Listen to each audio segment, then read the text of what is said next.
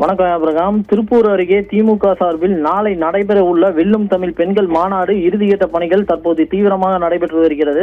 திருப்பூர் மாவட்டம் பல்லடம் காரணம்பேட்டை பகுதியில் திமுகவின் வெல்லும் தமிழ் பெண்கள் மாநாடு நாளை நடைபெற உள்ள நிலையில் அதற்கான இறுதிக்கட்ட பணிகள் தீவிரமாக தற்போது நடைபெற்று வருகிறது. இந்த மாநாட்டில் முதலமைச்சர் மு.க.ஸ்டாலின் கலந்து கொண்டு சிறப்புரையாற்ற உள்ளார்.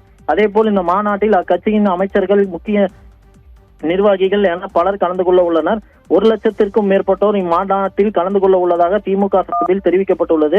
முதலமைச்சர் வருவதையொட்டி மாநாட்டு திடலில் தார் சாலை அமைக்கப்பட்டுள்ளது. மேலும் கட்சியின் 100க்கும் மேற்பட்ட முக்கிய நிர்வாகிகள் மேடையில் அமரும் வகையில் மேடை அமைக்கப்பட்டுள்ளது.